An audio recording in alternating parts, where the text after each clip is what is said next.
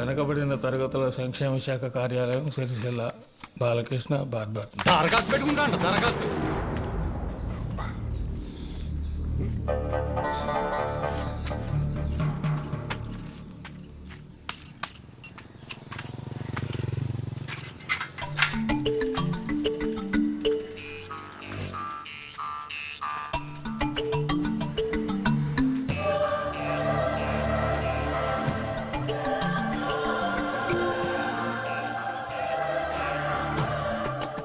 గౌరవనీయులైన అయ్యవారికి సిరిసిల్ల గ్రామంలో క్షౌరశాల నడుపుతున్న బాలు రాసుకున్న విన్నపములు. అయ్యా, నా అందమైన షాప్ని మోడర్న్గా మార్చుకోవడానికి తమరి సహాయం కోరి వచ్చాను. మీరు నవ్వుతారని నాకు తెలుసు. సిరిసిల్ల మెయిన్ రోడ్లో హెయిర్ కటింగ్ షాప్ ఓనరే ఈ బాలు. జీడిగుంటలో మా నాన్నగారి షాప్లో ఉన్న కుర్చీ, అద్దం, దువ్వెన, కత్తిరిని సెంటిమెంట్గా నా షాపుకి తెచ్చుకుని వ్యాపారం చేశాను. ఇప్పుడు వాటి పని అయిపోయింది. కొత్త కొత్త స్టైల్స్ వస్తున్న ఈ రోజుల్లో ఓ రివాల్వింగ్ చైరు, కొత్త అద్దం కొని వ్యాపారం చేసుకోవడానికి ఓ 50,000 రూపాయలు లోన్ కోసం అర్జీ పెట్టుకున్నాను. అయ్యా, ఇంకో ముఖ్యమైన విషయం, నాకు లంచం తీసుకోవడం ఇష్టం లేదు, ఇవ్వడం ఇష్టం లేదు. అందుకే నాకు ఎక్కడా అప్పు పుట్టలేదు. రూపాయి కూడా లంచం తీసుకోకుండా నేను అడిగిన లోన్ మొత్తం ఇచ్చినట్టయితే మీరెంతో నిజాయితీ పరులైనట్టే.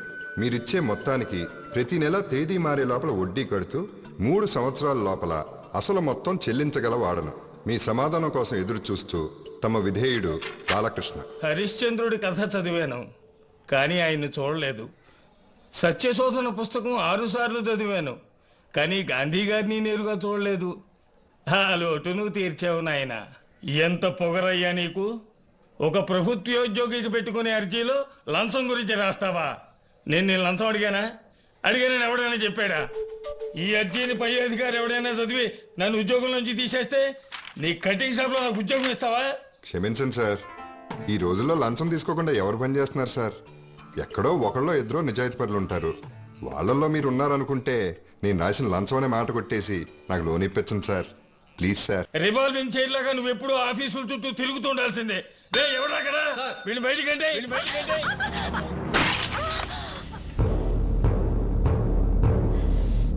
అయ్యయ్యో, ఉన్న ఒక్క గుండె కూడా పగిలిపోయింది. ఇప్పుడు ఎలా వంట చేయటం? ఏమైనా ఉంటాయి కదా వంట చేయడానికి. యా శ్రీదేవి, ఏంటా చప్పుడు? అదే లేదక్క, మేక అరిచింది. అరే అల్లా, ఈ మధ్య మేకలు కూడా కుండ పగిలినట్టు అరుస్తున్నాయా? కొన్నిసార్లు అలా కూడా అరుస్తాయి. సలీంబాయ్ ఎక్కడ? పనికెళ్ళాడా? ఆయన పొద్దున్నే పరోటా, మటన్ చాప్స్ బాగా తిని బయటికెళ్లారు. మళ్ళీ మధ్యాహ్నం కోడి పలావ్ తినడానికే ఇంటికి వస్తారు. అవును, నూర్జహాన్ పెళ్లి విషయం ఎంతవరకు వచ్చింది? అల్లుడు గారికి మారుతి కార్ కావాలంట. ఈయనేమో మోటార్ బైకే కొనిస్తా అన్నారు. 3 పూట్ల బిర్యానీకి అయ్యే డబ్బు దాస్తే మారుతి కార్ ఏంటి? దానికంటే పెద్ద కారే కొనొచ్చు కదా. నీ దగ్గర మీ ఆయన దగ్గర నాకు నచ్చే విషయం నిజాలు మొహం మీదే మాట్లాడడం. అయితే నాకు కుండిస్తావా? అంటే ఇందాక విన్న శబ్దం కుండ పగిలిన శబ్దమే కదా. మళ్ళీ కుండ పగలగొట్టావా? నిన్ను నెలకు 100 కుండలు పగలగొడతాను. ఏ దేవుడికైనా మొక్కున్నావమ్మా? కావాలని ఎవరైనా పగలు కొడతారా ఏంటి? కాదు, అది నీ మతి మరుపు. ఒకటి చేయిపోయి ఒకటి గుర్తొస్తుంది. పొయ్యి మీద అన్నం పెట్టి అటు కోళ్ళు గింజలేదని గుర్తొస్తుంది. అన్నాన్ని వదిలేసి అటు పరిగెడతావు. ఇటు అన్నం మాడిపోతుంది, అటు కోళ్ళు పారిపోతాయి. ఇది నీ అలవాటు. భలే గుర్తు చేశారండి. మీరు చెప్పినట్టే ఎసట్లో బియ్యం వేసి వచ్చాను. అయ్యో, మాడిపోయిందో ఏంటో. నాకు తగ్గట్టే నాకు పెళ్ళం పిచ్చి ముద్దు. చింతపండు పెట్టానే, ఎక్కడ కనిపించట్లేదు. ఎక్కడ పెట్టానబ్బా? ఏమండి, ఇక్కడ చింతపండు పెట్టాను, చూసారా? పొద్దున ఆకలేస్తే అదే తినలేను. అందరూ నీ మొహం ఏంటి అని ఉందన్నారు. చింతపండు మొహం. అవును, అడగటం మర్చిపోయాను. మార్కెట్ నుంచి చేపలు తెస్తానన్నారు కదా, తెచ్చారా? మార్కెట్కి వెళ్ళాను, అక్కడ ఒక్క చేప కూడా లేదు. ఊళ్ళో చికెన్ గునియాని చేపలన్నీ పట్టుకుపోయారు దొంగనాయాళ్ళు. సరే, కనీసం కోడి నిన్నే తీసుకురావచ్చు కదా. చెప్పా కదా చికెన్ గునియాని. అలా చచ్చిన కోడిని ఎలా తీసుకురాను? అయ్యో, పిల్లలు స్కూల్ నుండి ఆకలితో వస్తారు, వాళ్ళకేం పెట్టాలి? మన ఇంట్లో కోడి ఉంది కదా, కోసేయచ్చు కదా. అయ్యో, అవి మనం పెంచే కోళ్ళండి. అమ్మా, ప్రపంచంలో ఉన్న కోళ్ళన్నీ ఎవరొకరు పెంచేవే. నీ కోళ్ళు ముఖ్యమా, పిల్లలు ముఖ్యమా? నాకు రెండు ముఖ్యమే. అంటే నేను నీకు ముఖ్యం కదా? ఏంటి? అరే, పొద్దున్నే ఒకడు బయటికి వెళ్ళాడే, వాడికి లోన్ దొరికిందా లేదా అని అడిగావా? మిగతా విషయాలన్నీ అడుగుతున్నా. అది దొరకదని నాకు ముందే తెలుసుగా. ఎలా? మరి లంచం అడిగేటైతే నాకు లోనే వద్దని ఆ లెటర్లో రాయొద్దన్నానా? మీరు విన్నారా? ఆ ఆఫీసర్ షర్ట్ పట్టుకుని బయటకు గెంటాడా అని ఇంకా అడిగి తెలుసుకోవాలా ఏంటి? పర్వాలేదే, నువ్వు నాకంటే కొంచెం తెలివైన దానిలాగా ఉన్నావు. బతకడం తెలియని మనిషి. చూడండి, పెద్దమ్మాయి శోభ పొద్దున్న స్కూల్కి వెళ్ళేటప్పుడు ఏడుస్తూ వెళ్ళింది. ఎందుకు? ఫీజు కట్టడానికి ఈ రోజే చివరి రోజంట. ఈ రోజు కట్టలేదంటే రేపు స్కూల్ నుండి బయటకు పంపించేస్తారు. ఎలాగైనా తిరిగే కుర్చీ, మంచి కత్తిరి కొనాలి. ధర్మరాజు గారి తోటకెళ్ళి మంచి టేక్ చెట్టు చూసి వస్తాను. ఆయన ఎక్కువ వడ్డీ అడుగుతాడు కదా. ముందు చెట్టు చూద్దాం, డబ్బు వచ్చినా కొందాం. చూడు, ఫీజు గురించి నువ్వేం బాధపడకు, అది కట్టాల్సిన బాధ్యత నాది.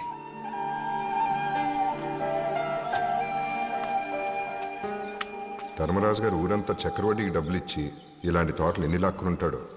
డబ్బులు చేతికి రాగానే ఆయన అడిగి దీంట్లో ఏదో చెట్టు నరికి మంచి తిరిగే కుర్చీ చేయించుకోవాలి.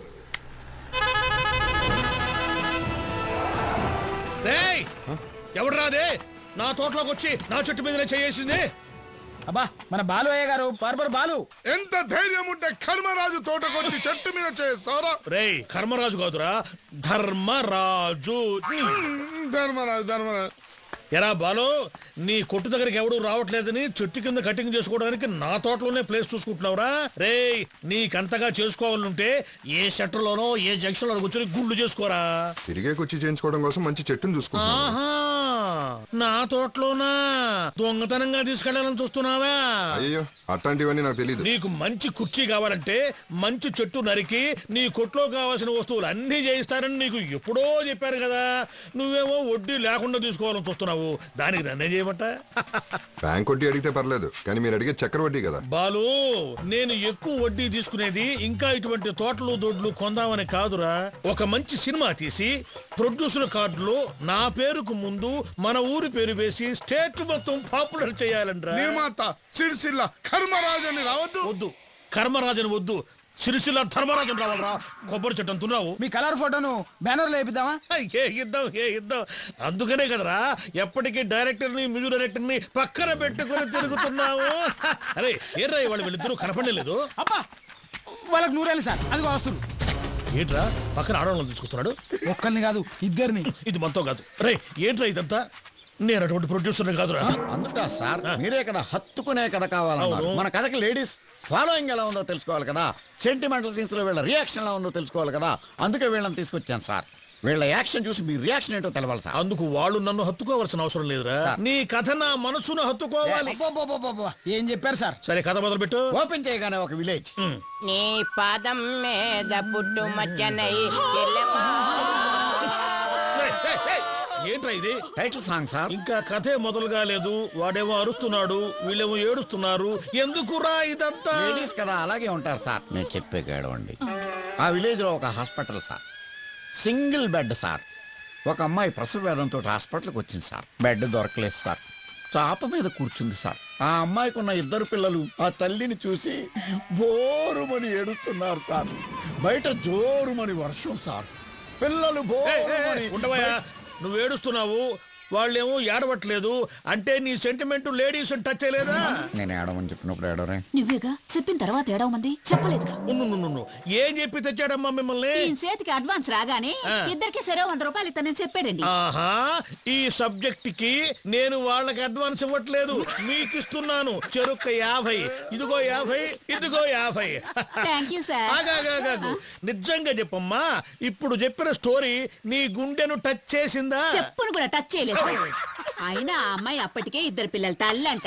ఆవిడ బెడ్ మీద పెసవెత్తే ఏంటి, సాప్ మీద పెసవెత్తే ఏంటి, కథ చెప్తున్నట కథ. సార్, ఈయన చెప్పిన కథ మీరు సినిమాగా తీశారనుకోండి, మొత్తం కొబ్బరి తోటంతా అమ్ముకుని చెప్పా. చూశారా, మీకంటే ఎప్పుడు సినిమాలు చూసే ప్రేక్షకులే తెలివిగలవాళ్ళు. ఇటువంటి కథలు చెప్పి వాళ్ళని ఎప్పుడూ మోసం చేయలేరు. అయ్యా, మీ పేరు మన ఊరు పేరు స్టేట్ మొత్తంలో కాదు ప్రపంచం అంతా తెలియాలంటే ఆ సూపర్ స్టార్ అశోక్ కుమార్ తో సినిమా తీయండి. ఆయన ఒక్క సంతకం పెడితే చాలు మీ తలరాజా మారిపోతుంది. ఆయన ఎక్కడ కలవాలరా? జంబారాయిల్స్ లో. అరే ఎదవా, జంబారా హిల్స్ కాదురా, బంజారా హిల్స్. అబ్బా, ఆడు చెప్పింది కరెక్టే, ఆడికి నోరు తిరగదు.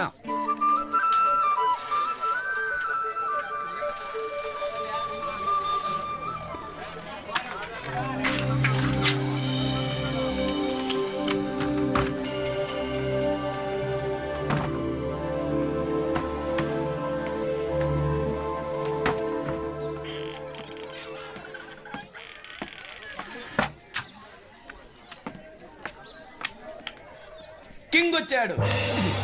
ఏయ్, ఏంట్రా ఇది? ఇప్పుడే కదా షాప్ ఓపెన్ చేశాను, లోపలికి ఎలా వచ్చారు? అబ్బా కిటికీ తలుపులు మేకులు లేవు కదా, తడితే తెరుచుకుంటుంది, కొడితే ఆతుక్కుంటుంది.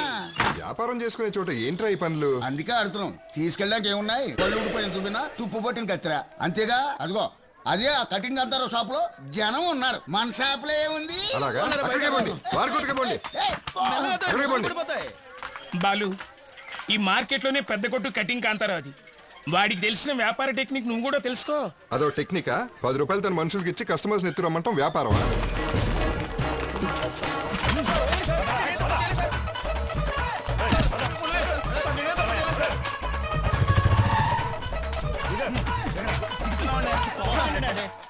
పోలీస్ స్టేషన్ కి తీసుకెళ్తారనుకుంటే తిన్నగా బార్బర్ షాప్ తీసుకొచ్చారంటే. యారా కస్టమర్స్ అందరికి మత్తు ఇచ్చారా? ఇచ్చాం బాస్. మటాష్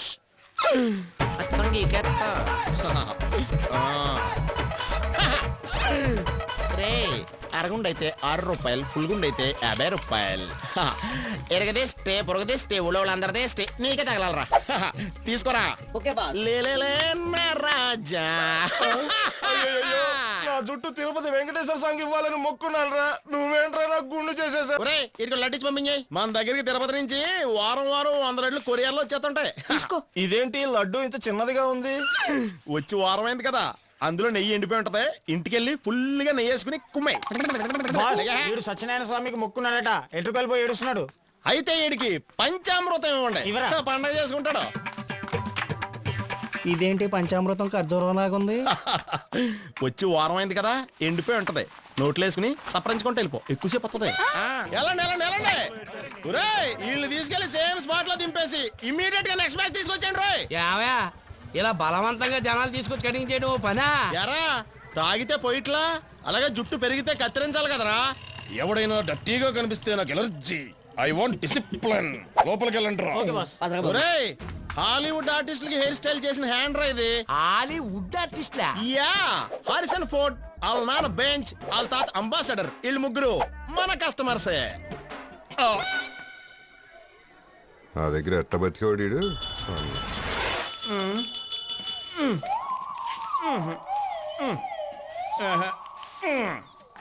ఎన్నిసార్లు చెప్పాను రా నీకు కటింగ్ పూర్తయ్యే వరకు షాప్ ఓడవద్దని?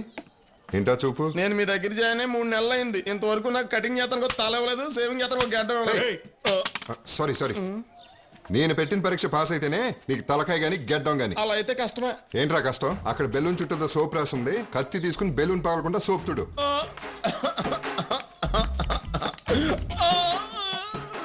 ఛాన్స్ ఇస్తే గొప్ప అయిపోతానని రోజు నాకు నరకం చూపిస్తావా? చూడు, ఈరోజు బెలూన్ పాలకుండా సోపు తీస్తాను.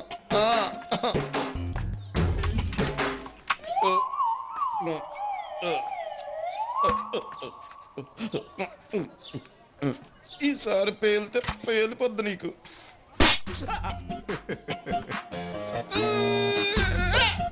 చూసావా బెలూన్ కత్తి తగలగానే ఎలా పగిలిపోయిందో? అదే మొహానికి తగిలింటే ఏమయ్యేది? ఇప్పటికి 1350 బెలూన్లు పగలగొట్టావు. బెలూన్ పగలకుండా సోప్ ఎప్పుడైతే క్లీన్ చేస్తావో అప్పుడే నీ కత్తిరీను కస్టమర్ని ఇస్తా.